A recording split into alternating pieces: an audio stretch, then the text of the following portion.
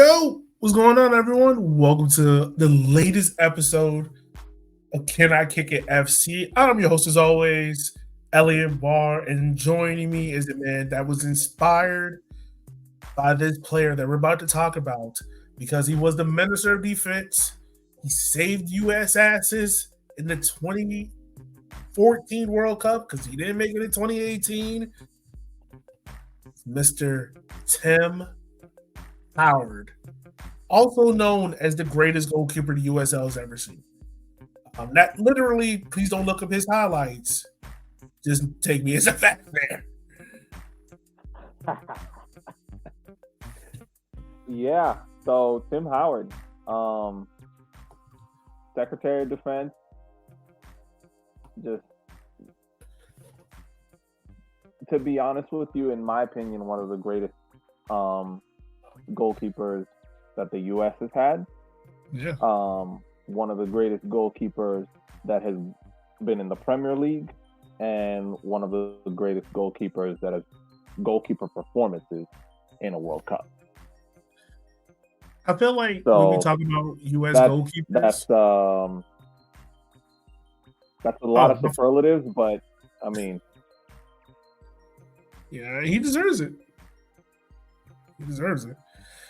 When we talk about American goalkeepers, I feel like he is the standard bearer. He is the guy, the total prototypical goalkeeper that you look at and be like, all right, if I want a goalkeeper, I want him. I want him to be the goalkeeper. So Tim Howard started playing at New Jersey Imperials and Metro Stars. Of course, Metro Stars is the old Red Bull. But the way how he got scouted is kind of very American, where he kind of like, I don't even think he got started in soccer. Like, I think he started playing basketball, and there's a parallel universe where Tim Howard is like putting up double doubles for the New York Knicks instead of having double digit saves for the Metro Stars. But yeah, so like he started playing for the Metro Stars, and I wonder how press coverage would have been like if social media was a big thing back in 2003 when he made his move to Manchester United to replace Fabian Barthez. Like how big that move would have been. Like I think it would have been like how when Zach Steffen moved to Man City. You know, like how big that blew up. Yeah, it would have been on that level in terms of notoriety. I think at that time there wasn't too much noise being made about Americans going abroad. And you're looking at a situation where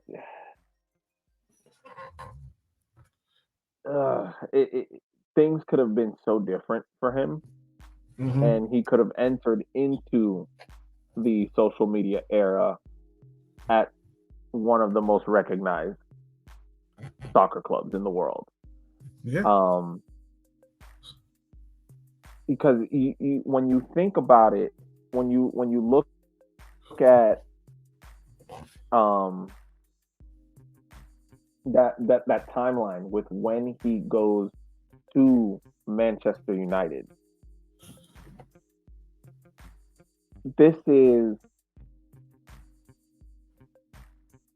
a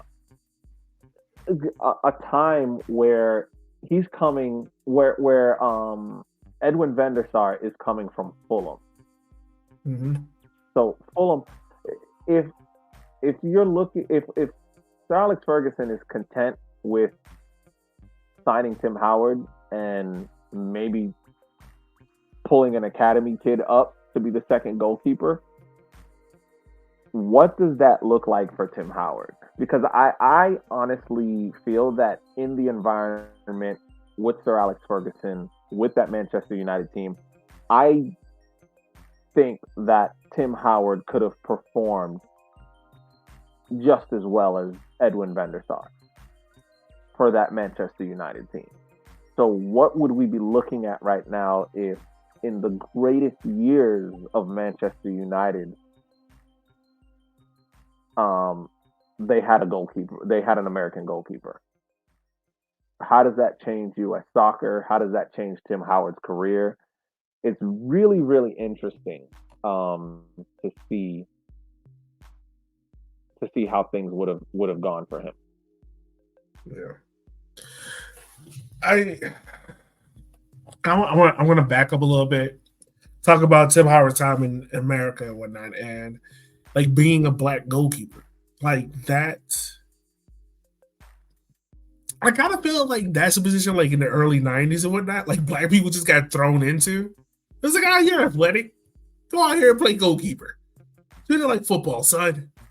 Like, and the only reason why I say that is because that's what happened to me on my high school soccer team. Like the coach was like, "Hey, you're too big to play in the midfield. You're too slow to play an attack. You're too short to play defense. Go play goalkeeper." Like, okay. And I was really good at it, but to my own horn there. But yeah, I feel like being a black goalkeeper at that time is something that doesn't get talked about a lot, but is also a position of which,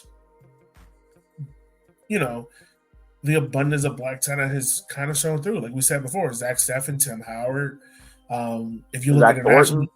yeah, like it's been something to where even the young kid at NCFC, I always joke with Eb all the time about him, but Nicholas Jackson.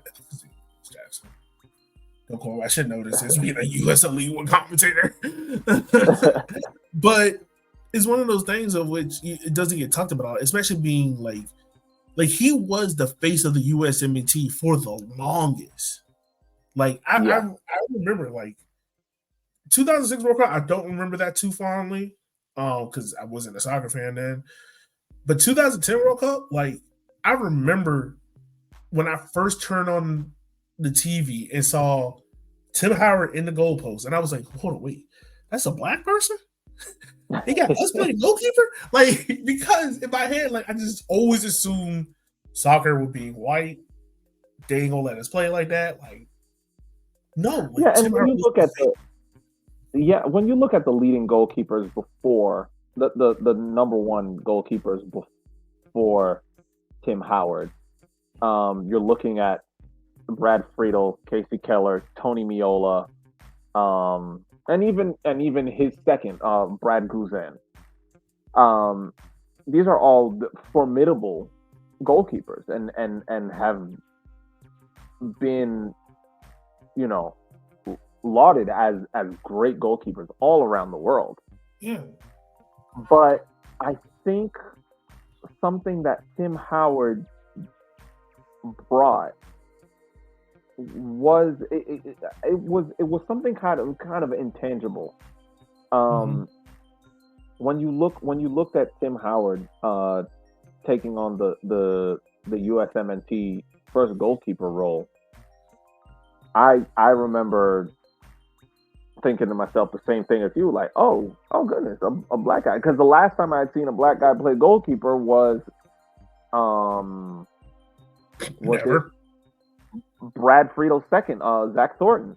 And the only time I can remember seeing him play was, I think, the 1998 MLS All-Star game, where he came in the second half.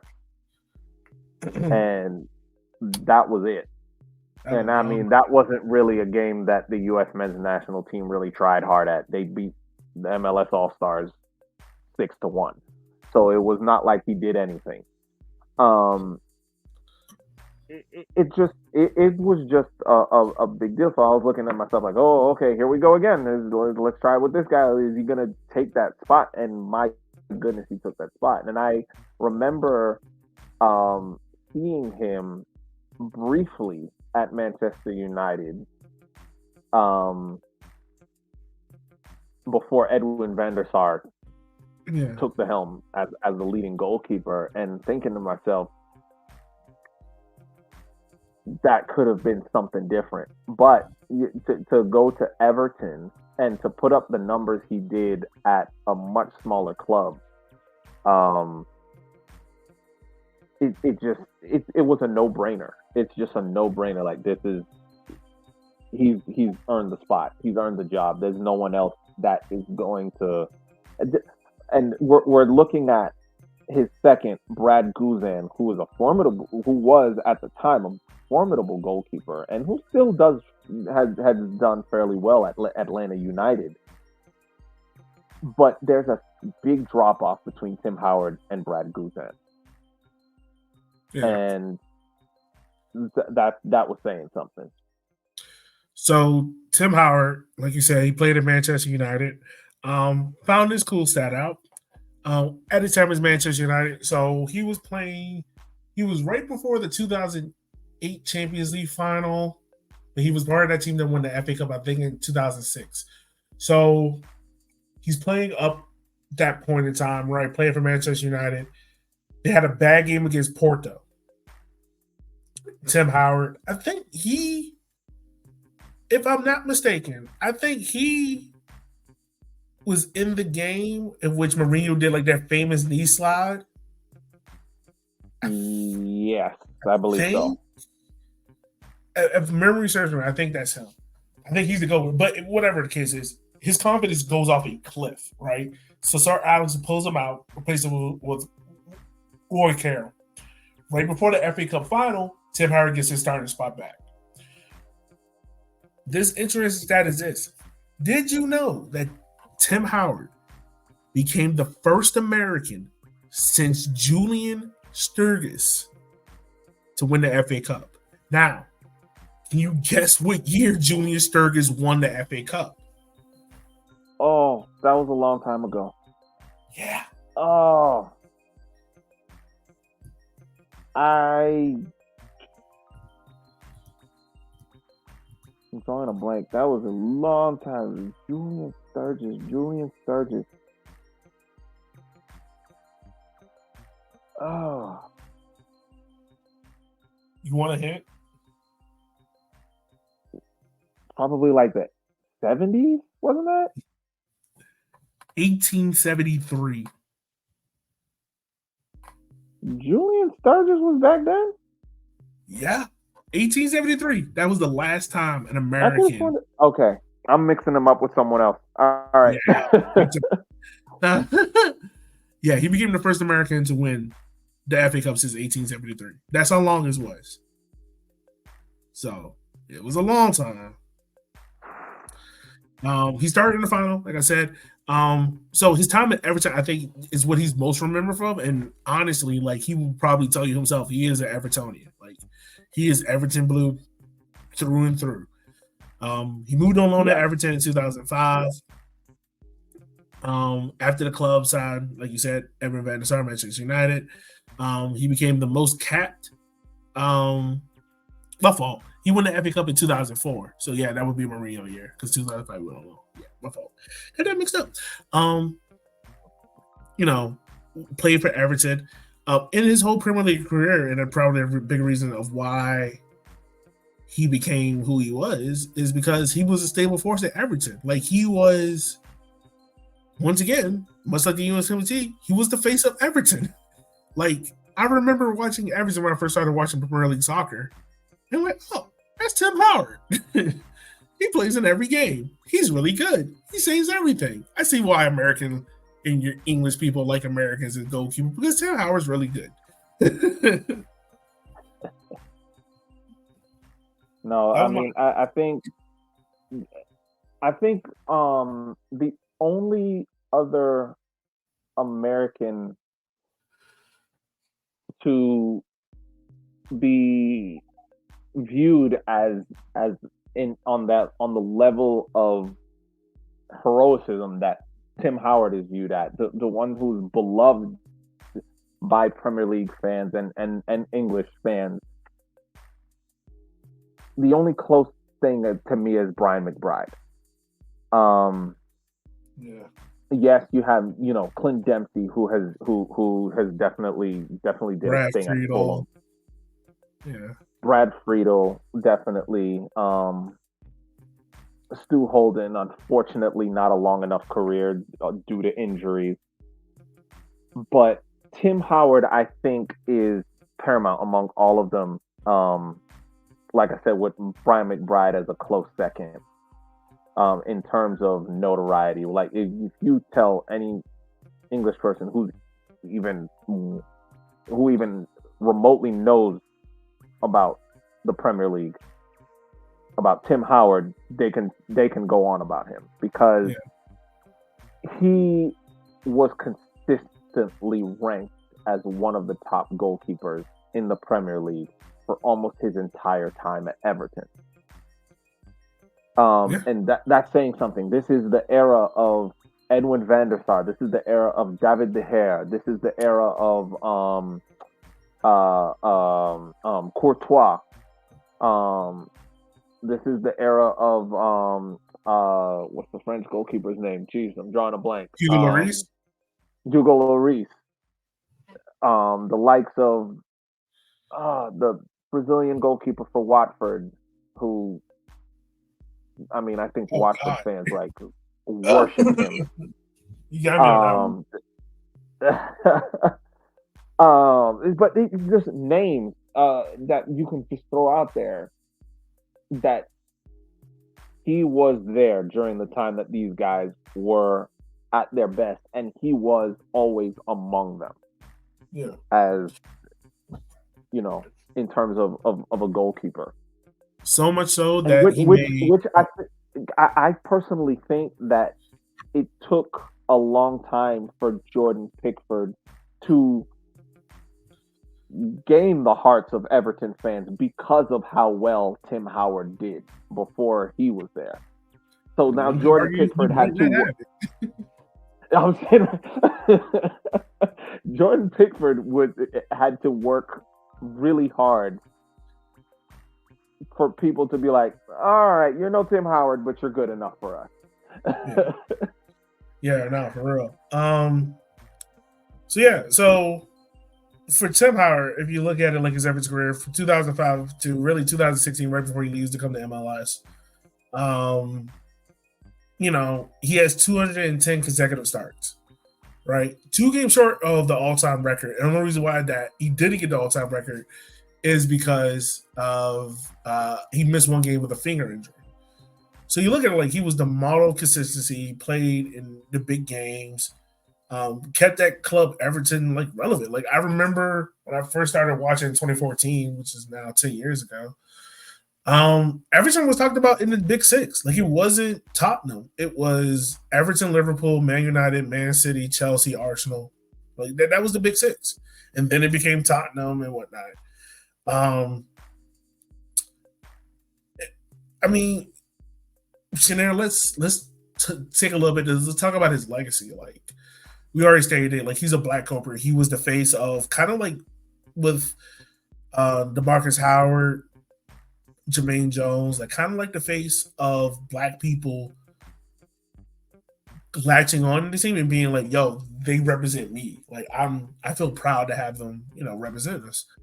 But also like for him being a black goalkeeper, playing this game with a disability, and he goes on link to speak about that. Like there's a good Guardian article back in 2015, which he talks about how he dealt with it and some of the struggles that he had to go through with it. But I think for me personally, I think the thing that if you want to sum up Tim Howard's legacy is, I mean, honestly, he was the model of consistency for the USMNT, for Everton. Yeah, like he was. It was never a question of from 2010 to really maybe 2016, like who was going to be the starter of the USMNT, and that it was going to be Tim Howard. Really, 2008. So 2008 to 2016, 8 years.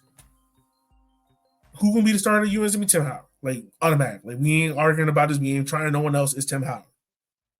It's Tim. So 2016, he makes his return back to. Oh yeah, what you about to say? My fault. No, I was going to say that I was going to completely agree with you. Like consistency is the name of his game, and going back to what you're talking about with regards to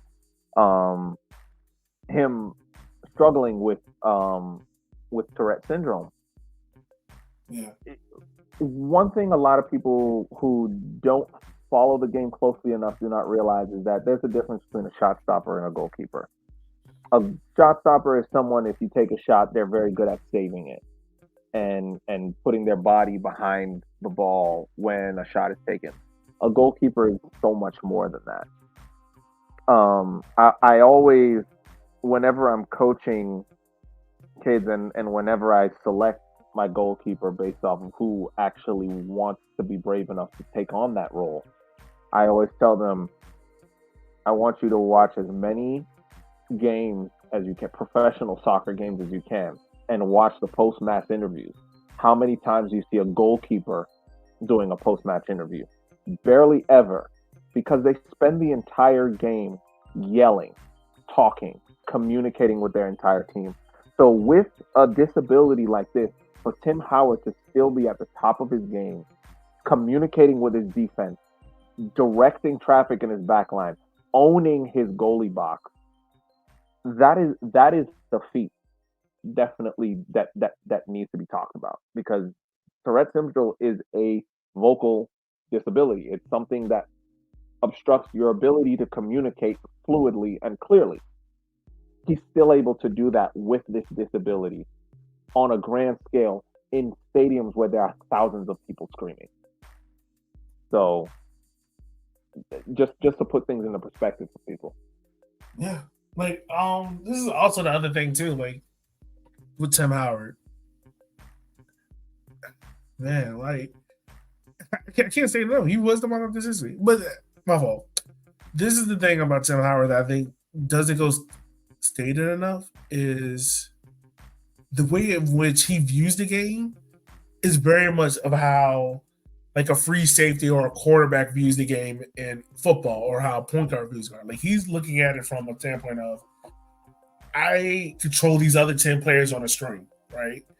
And I think at one time, oh God, if I can remember the podcast he did, and he talks about it, it's pretty much like every action that he does, he knows that he has the related information, so it builds on top of each other. So if he tells the center back to do one thing, the next part of information he has to relate it to the CDM so he can do his part. Like it's all information that builds on top of each other, right? And just hearing him speak about the game was just amazing.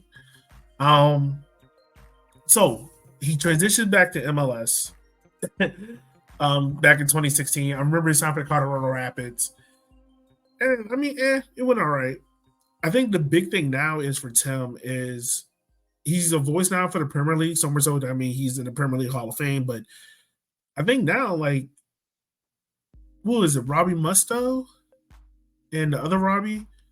I remember like for a while they were like the two voices of the Premier League. I think Tim Howard is now kind of becoming the voice of the Premier League a little bit. Yes, for NBC, he's definitely. Yeah. I think he's coming. Yeah.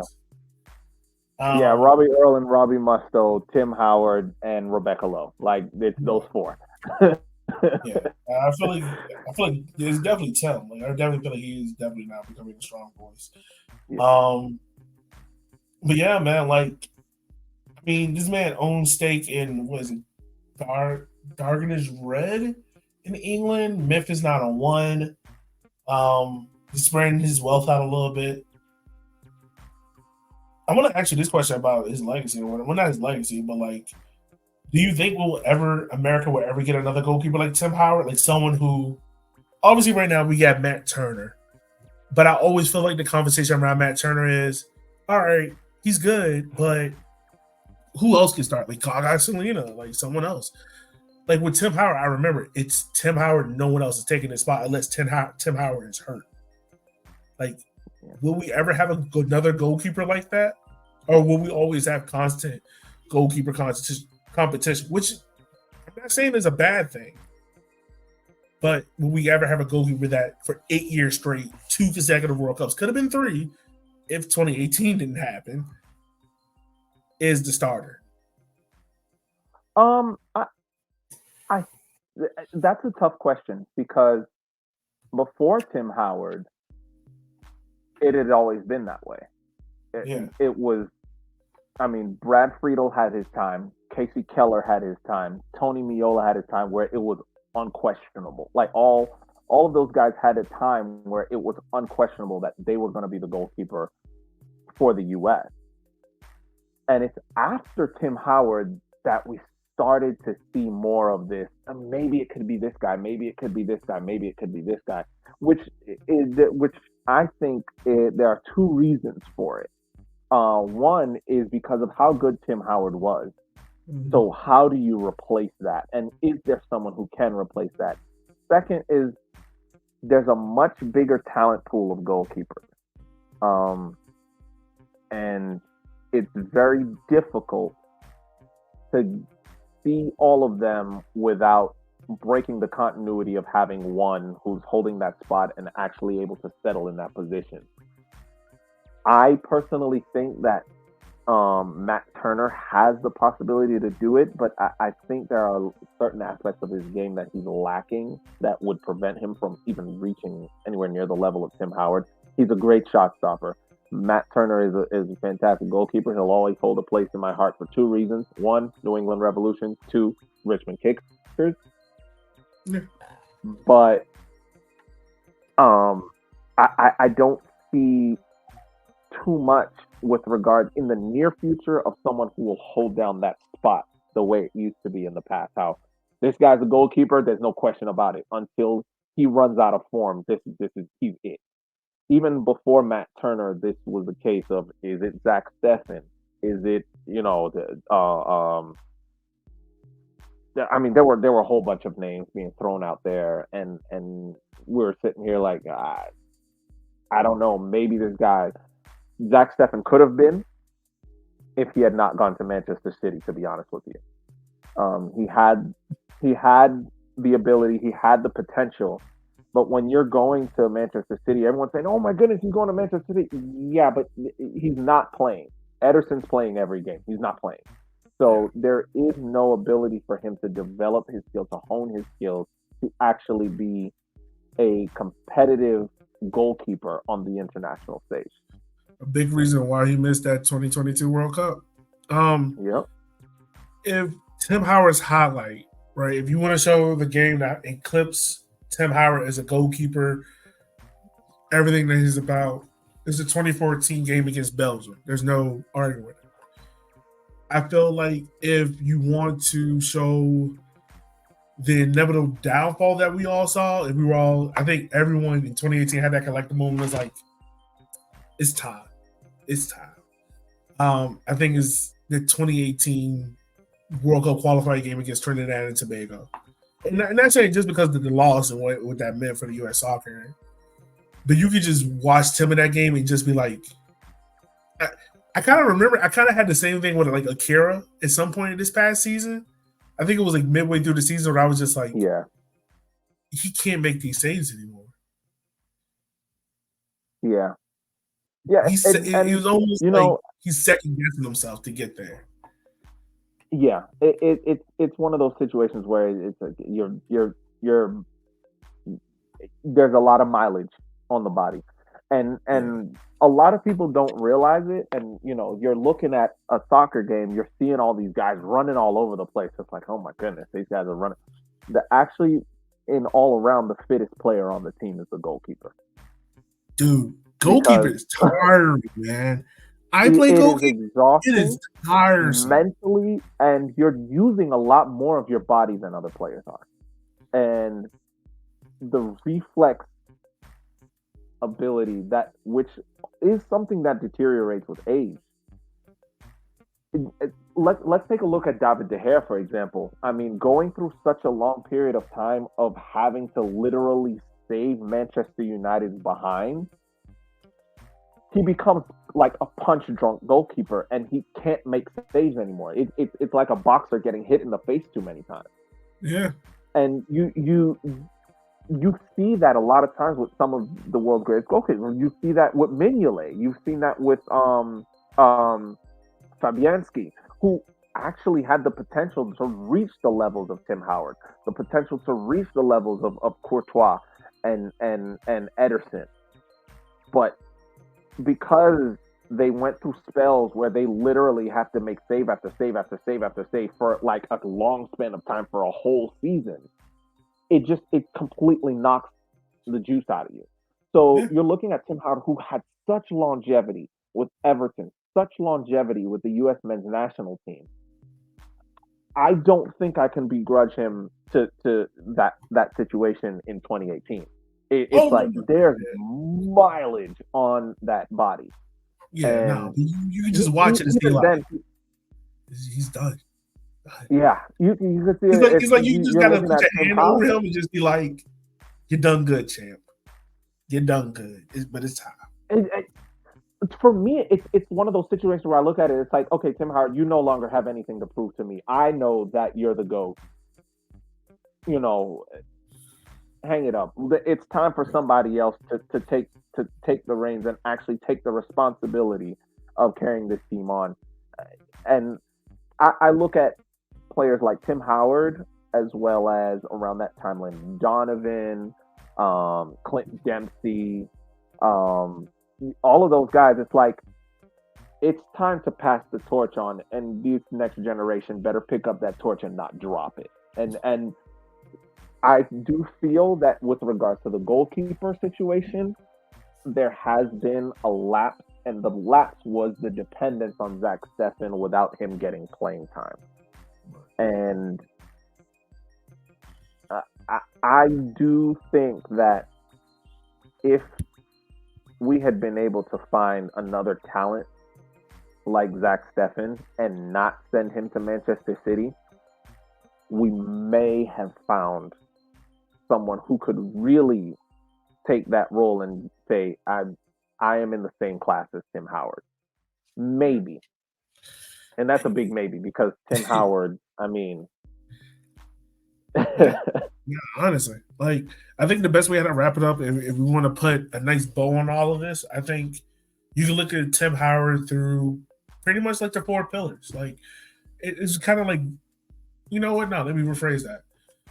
It's the four eras of Tim Howard. Like you have era one, which is the model, right? Tim Howard, the model. Like he is the model U.S. goalkeeper. He is the what every English team is looking for at that point, right? Like it's kind of stereotypical, like the Argentinian number 10, the Nigerian striker, you know, the Spanish midfielder, right? The American goalkeeper is Tim Howard. Then you have the next model of Tim Howard, which is Mr. Consistency. The two other intense starts at Everton, the 121 most cap goalkeeper for the U.S. M&T. Then you had the Senator of Defense, right? His World Cup triumphs, 2010 and 2014, Gold Cups. That, and then the last era is the voice of the American Premier League fan, right? The yeah, kind of being that bridge to bring American fans into the Premier League. How he views the game, how he sees the game, how he talks about the game, and whatnot. So that's kind of like if you want to look at Tim Howard like as overall, like I feel like those are the four ways in which you look at Tim Howard and put a nice bow on it. yeah. Yeah. Any last things from you, my friend, before we wrap up today's show? Um, for those of you who may not have known Tim Howard receiving um, the National Soccer Hall of Fame award. I'm sorry, the International Soccer Hall of Fame award. Yeah. You are not if you can watch him receive it on NBC Sports when they surprised him with it, and not have a tear, well up in your eyes, you're not a soccer fan. I mean, just seeing what he's accomplished and seeing that look on his face when they surprised him with that induction,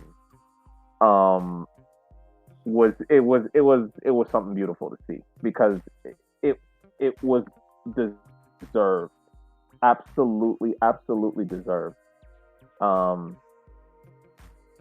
He was I would say in of all of the U.S. goalkeepers that I have seen play, and I've seen quite a few, he's by far and away the best.